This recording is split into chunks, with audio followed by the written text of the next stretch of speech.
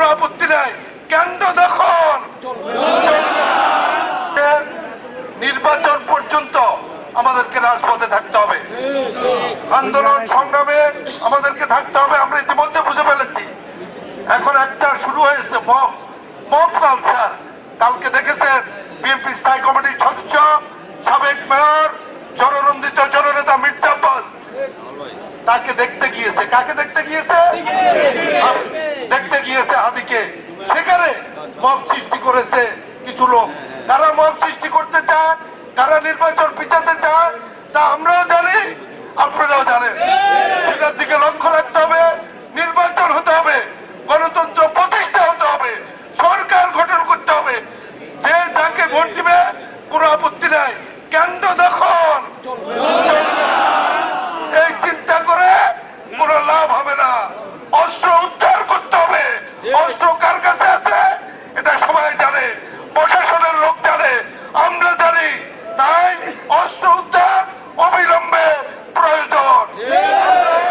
বরকতুল্লাহ বুলুর নেতৃত্বে বিএনপির vice chairman, সাবেক যুবদলের সভাপতি, সাবেক মন্ত্রী, জননন্দিত জননেতা বরকতুল্লাহ বুলুর নেতৃত্বে আগামী নির্বাচন পর্যন্ত, অর্থাৎ নির্বাচন শেষ হওয়া পর্যন্ত আমরা রাজপথে থাকবো। এর বিকল্প কিছুই নেই।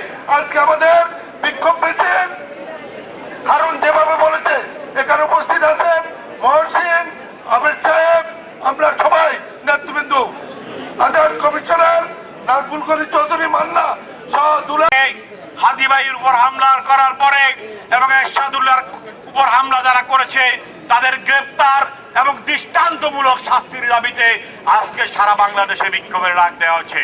ঠিক তেমনি ভাবে বেগমগঞ্জ উপজেলা এবং চৌমুহনী পৌরসভা বিএনপি, যুবদল, ছাত্রদল, স্বেচ্ছাসেবক দল, শ্রমিক দল, কৃষক দল সকল অঙ্গ সহযোগী সংগঠনের মধ্যে হলে আমরা আজকে এই বিক্ষোভ সমাবেশ করব এবং প্রতিবাদ সমাবেশ করব। এই প্রতিবাদ সমাবেশের মিছিল হচ্ছে হাদি ভাইয়ের উপর হামলা কেন, প্রশাসন জবাব চাই। এরশাদুল্লাহর উপর হামলা কেন, প্রশাসন জবাব চাই। সন্ত্রাসীদের আস্তারা জ্বালিয়ে দাও, পুড়িয়ে দাও। ৭১-এর হাতিয়ার। গত নভেম্বর মাসে এরশাদুল্লাহর উপর খুনি ফ্যাসিস্টরা গুলি চালিয়েছে। আমরা প্রশাসনের কাছে পরিষ্কার ভাষায় বলে দিতে চাই, এই সমস্ত সন্ত্রাসীদেরকে অবিলম্বে গ্রেফতার করতে হবে। বাংলাদেশের ন্যায় এই বেগমগঞ্জ